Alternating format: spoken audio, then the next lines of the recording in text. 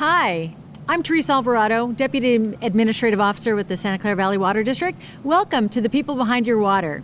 Today I have a very, very special guest with me, and many of you in the audience will know her. Her name is Kathy Machado, and she's our Water Resources Education Program Manager here at the Water District. I'm going to turn it over to Kathy to show you what she does. One of the things that I do, Teresa, which I really enjoy, and I think that the children enjoy, the classes that we go to, is a little magic, gets everybody's attention. One of the big problems that we're having right now with the drought is preventing leaks. And even though our toilets are the main cause of leaks, there are still faucets that leak. You probably saw this dripping while we were sitting here. I did. It's really tough because you never know how much water can be wasted. Now that was quite a bit of water, and yet it's still dripping. Okay. Now, one of the things you can do to prevent it from dripping is to try and tighten it. Sure. But that doesn't always work. Ooh, They're we lost still some water. dripping. Yeah, it's still dripping. Now, the best thing that you can do, did you see it drip again? I did. It's really annoying me. It is, and it's most annoying at night when Yes. you're trying to go to sleep. Then you hear it because, you know, it's still dripping. Wow. The best thing you can do when you have a leaky faucet is call a plumber. That's the best thing to do. So I try to remind the students to take care of those leaks right away. Excellent. Well, thank you so much. Always good to start with a visual. Over the years, you have seen just thousands of kids, and we're going to get into that, but you have created such a legacy through your work. How did you come to the district, and how did your career here start? I was really lucky. I was a principal in a local school district, and I saw a flyer come across my desk asking for an educator. And I had been a teacher for 9 years and a principal for 12, and I was looking for something new. And I saw this, and they were asking for a teacher, and I thought, this is perfect for me. So I put in my application, and I was really lucky because there were a lot of applicants. And that was how many years ago? That was 19 years ago. So how has the program changed or expanded over the years? In the beginning, the program pretty much was someone in the public information office. If a school called and wanted someone to come out, then they would send someone out with a video and answer questions, or they would go out and talk to the kids. But they didn't have a full-on program. And the board at that time, that was back in 1995, decided that education was really important. And so they wanted somebody who wouldn't be called away, because whenever anything serious happened, and it happens a lot with water, they would cancel the presentations. So they wanted someone dedicated solely to the schools. And that was my in. That's great. Over the years, how many students do you think you've taught? I know that we've reached over 330,000 students with the outreach program, where we go into classes. Amazing. And we don't go in and talk to kids. We go in and do hands-on lessons so that kids actually participate in the lesson and they remember us. I know you run into kids all the time who say, Mrs. Machado, I remember you. You came to our class. And They tell you say, the stories. water wizard. You're the water wizard, the water lady. And as part of the program, reaching out to the classrooms and going and doing all these hands-on activities, I know you also have interns who are typically education majors. Is that right? That's what we strive for, is to have education majors, although over the years we've had some students who were not college students. But right now I have 6 college interns, and they're from local colleges, and they go out and help with a lot of the presentations. We're seeing almost 21,000 students this year alone. Oh my gosh. And it's not just a half hour. If we go in for the preschool, it's a half-hour puppet show, but all the other classes, it's at least an hour and sometimes 2 hours of hands-on lessons. And how do the interns help? They actually go into the classrooms and do the lessons, teach Wow. them. So we do a rotation. If we have 3 third-grade classes, I send 3 teachers, and they rotate through the rooms, each with a different lesson. Okay. So you obviously have a strong partnership with teachers all throughout the valley, and they immediately start calling at the beginning of the school year and try to book their presentations. How many teachers, I know you also provide training, education training to teachers. How many teachers have you provided Project WET training to? The water education training for teachers, we've done 1,000 plus teachers who actually outreach to over 550,000 students and if you think that every year they keep doing it over and over again, but their outreach, the year that they came, that was what they were doing. So we're reaching a lot of students, even though we're not the ones in the classroom. The teachers are using the same lessons that we use and then go out to the schools.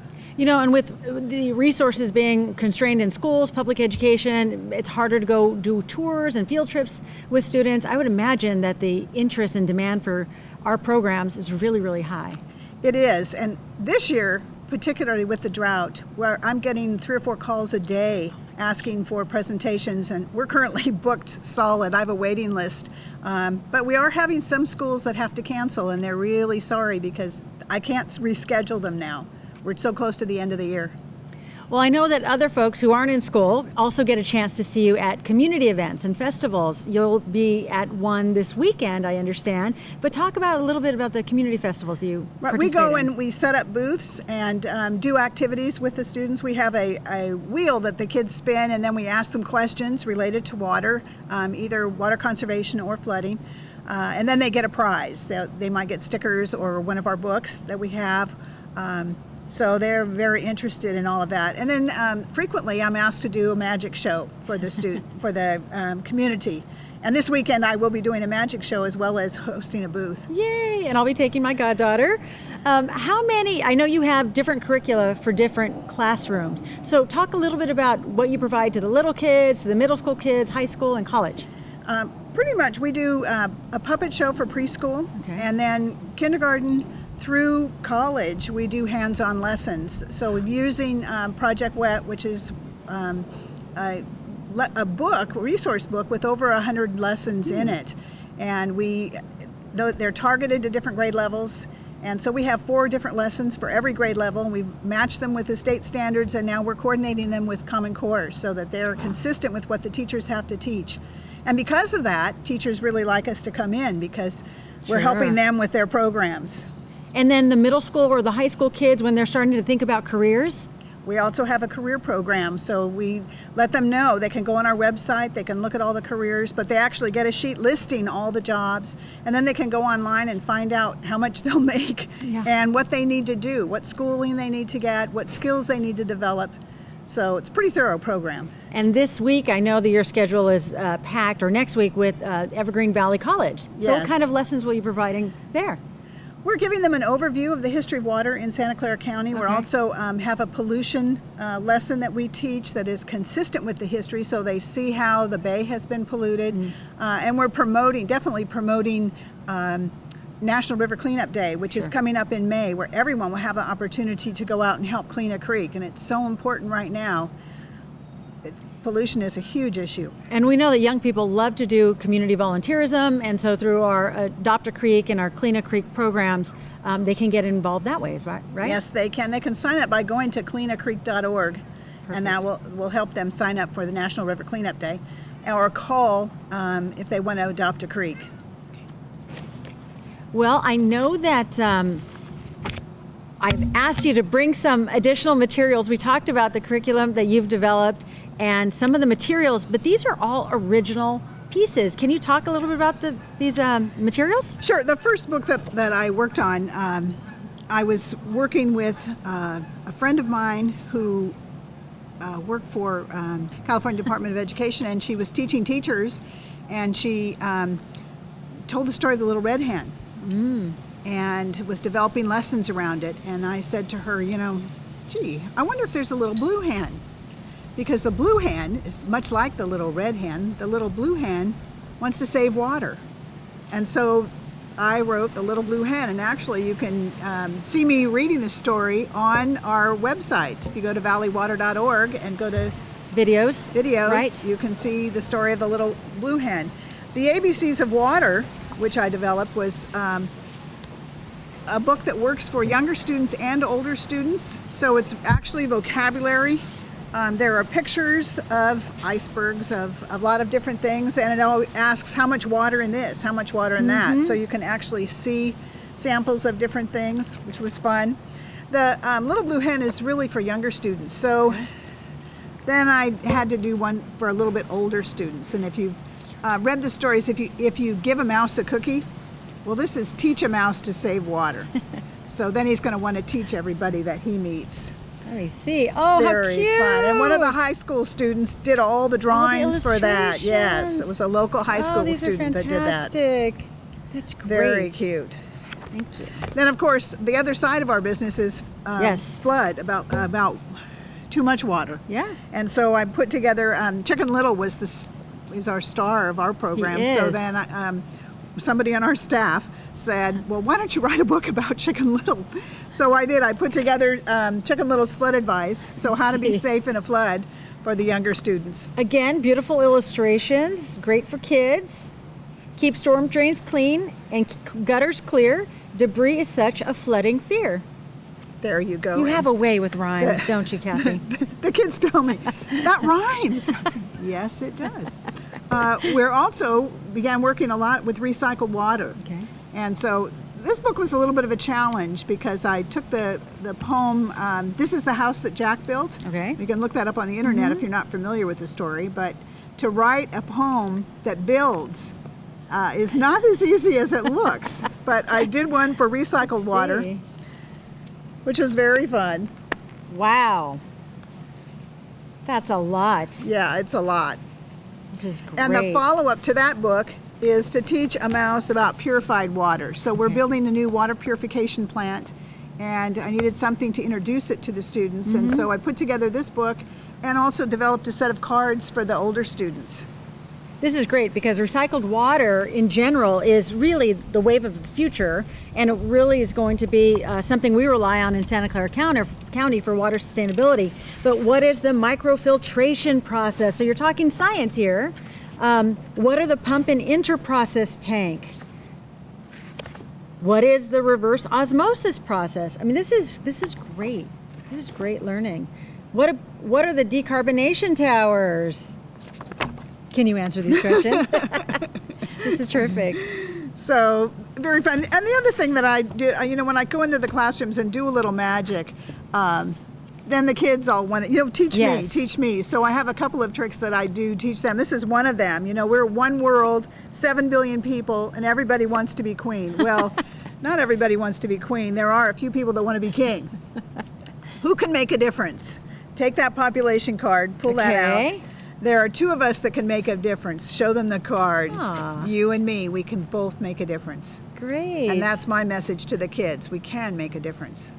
And this card says, plant native flowers, take 5-minute showers, fix leaks, save water instead, install aerators and a low-flow shower head. Water plants early, not when it's hotter. When you brush, turn off the water.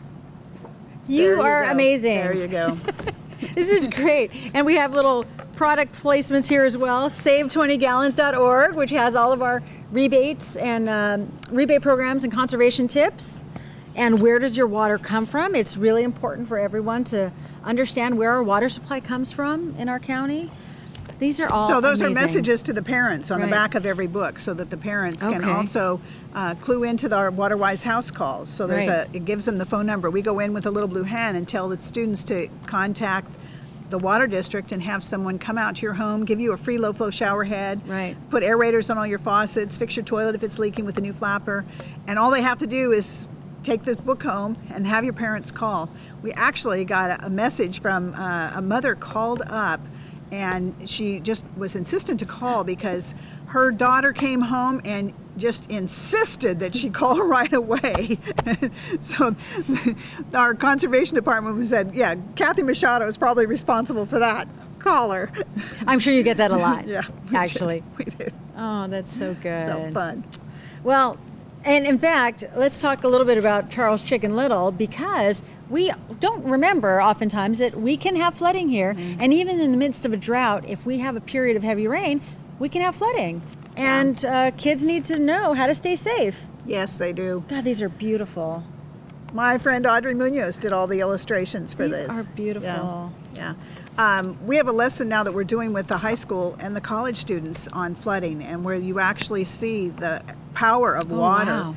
And so they pretend they're passing drops of water downstream, and then we have a station at the end where we count them, and then we show them the weight of water. 1 cubic foot weighs 62 pounds, and they're like 230 cubic feet per second. So that impacting, so that's why the water can carry a car away. That's why it can knock you down and carry you away. So flooding is serious. Right. You know, one of the other things that the community can access is our outdoor classrooms. You do some presentations at our outdoor classrooms. Can you talk about them and where they're at? Sure. We have one right here behind us at Alamitos Recharge Pond. So we walk the students around. We have a nature labyrinth here, which we feature, so the students walk on that. We divide the students up into groups, smaller groups, so there are 5 to 10 students in a group. And we have a weather station here. We have a urban runoff display, and we set up an enviroscape too for them to see how what's going on at their homes affects the watershed. So this is one of the outdoor classrooms. We also have one on Coyote Creek. It's called Coyote Creek Outdoor Classroom. It's on Williams Street, Williams and 16th Street. And that facility, we do the enviroscape again. We have a portable weather station, and there are wells there. So we open that up and show them what a well looks like, and we do porosity and permeability testing so they can understand that. And then we also have a groundwater model. So I demonstrate the groundwater model to the students. Fantastic. And then we have another outdoor classroom at Morley Park and McGlintsey Ponds. And that... where is that? It's right off of San Tomas and 880, right there, very close. And that, again, we do the groundwater model. We take the portable weather station. They have perk ponds there. They also have a really interesting wetlands area, artificial wetlands. Wow. So we do a wetlands activity with the students, and they can see how the wetlands have shrunk around the bay and what happens to the wildlife as a result. And they have an oak upland area. So it's a very fun place to take the kids. So that's, and then the last outdoor classroom that we have is in Alviso. It's the Alviso Education Center. And that's on Gold Street. Right, it's right on the bike trail as well, and I know that a lot of people stop there. And there's picnic tables. That one's open to the public, and as is the one here at our headquarters building. Right. But that is a beautiful facility. It is. And then we've also gone over to Gilroy and done lessons by their creek over there in their park. So, and that's just been taking, our groundwater model, urban runoff display. So we take different displays, set up stations, and then the students rotate through the stations. That's fantastic. And actually, I think it's really the best is to do a tour with the classes. They get outside, they see the birds, the wildlife, and they just have a really good experience. Yeah. And for those who are just on the bicycle path along Guadalupe River, stop by our outdoor classroom in Alviso at Gold Street. It's a great place to have lunch and learn a little bit about water resources in our region. So again, thank you so much. These are amazing materials. We have them available. You provide them to the classrooms and to teachers, is that right? We do. Yeah. And if good they stuff. want some, all they have to do is call up and we'll send them to them. Great. Well, I know that before you started at the district, the program was, sporadic. We would do some presentations here and there. What do you think has been your greatest achievement? I think developing the full program so that there are lessons at each grade level. And the program has won several awards, which I'm very proud of. The full program it's pretty good. I'm pretty proud of it. It is. It is quite a legacy, and really, we're known. We, the Water District, are known for providing water resources education. But really, your legacy in particular is outstanding, and we hear it all the time. We get so much great feedback about you. But what do you wish you could have done more? Well, I was able to go to South Africa several years ago to a conference, Best of Both Worlds conference. And getting to meet other educators and sharing lessons, it was a wonderful experience. It provided me with a lot of enthusiasm for the lessons that I teach and wanting to connect more with other teachers. I've been able to connect with a lot of the teachers and other organizations that do outreach to the community here in Santa Clara County and throughout the state. I'm part of a statewide committee, and so being able to go down south and meeting the teachers down there and sharing ideas. I think educators, one of the things that keeps us going and has kept me going for my career is meeting with other educators and gaining ideas, sharing ideas, talking about what works and what doesn't. It helps you be successful. Right. You know, years ago, I think environmental education was really reserved for Earth Day or Earth Day week activities. How have you seen it change in California schools? Pretty much every day is an Earth Yeah. Day. And it needs to be here in California. We need to be aware of what's going on in our environment and know our environment. A lot of people don't realize that. I took a walk around my block and there are over 100 different trees growing just in one neighborhood. And I talked to the kids about, do you know what the tree is in your front yard? And most of them don't. But becoming aware of it and getting to know it, then you start to take a little stewardship of it, and actually getting them involved in nature is the best. And I think with the drought as well, kids, it's an opportunity for us to talk about the life cycle of water and the importance of water in all that we do. So Right. they're So like true. you said, kids are absorbing this stuff. They want to know. They're great little sponges. And they're great educators for their Yeah, families, right. as they'll go home and get mad at their older brothers and sisters for taking a shower longer than 5 minutes. I mean, we show them gallons, paper gallons, but we have a whole list of a line of the gallons of water that it takes. So it's like 25 gallons for a 10-minute shower, and you could cut that in half. Look at the water that you save. And we tell them, you can get clean in 5 minutes. You don't need 10-minute shower. So it makes a big difference. One of the other programs that I know you were really instrumental with is developing the exhibit that was first developed at the Los Altos Historical Museum. Shaped by Water. Can you talk a little bit about that? It was an incredible That was exhibit. a wonderful exhibit, and I was able to meet with the committees and review their material, and actually had other people in our office review material, and then help them promote the program. I did a magic show for them to promote it, and we had people that were looking in from outside watching the magic show, and then they were all invited to come over to the exhibit. So it was a wonderful exhibit. Yep. And it moved. It was in Los Gatos, and it also was at San Jose History Museum. Right. Yeah, great exhibit. Hope people get a chance to see that. So one of the things I know you do, and I got to see it at the Los Altos Historical Museum, was a little song that the kids get to sing with you and commit their stewardship of the environment. Can you sing us the pledge? I'd love to. The famous pledge? The famous pledge. Yes, my ukulele. I pledge to save some water every day. I pledge to save water, treat it with care, never to waste it. I wouldn't dare. I will not pollute it. I won't hesitate to tell other people of water's sad state. I pledge to conserve every drop that I can, every day of the week. Saturday, Sunday, Monday, Tuesday, Wednesday, Thursday, Friday. That is my plan. That is my plan. I pledge to save some water every day. I pledge to save some water every day. Yay! Kathy, thank you so much. It was great to interview you. We are going to miss you so much at the Water District. Kathy will be retiring in August of this year after obviously impacting hundreds and thousands of lives in our county and making a real impact in terms of environmental education. So thank you for everything that Thank you've you. done and for passing it forward, which we all hope to do. Thank you, Teresa. Thank you so much for joining us on The People Behind Your Water. Hope to see you next time.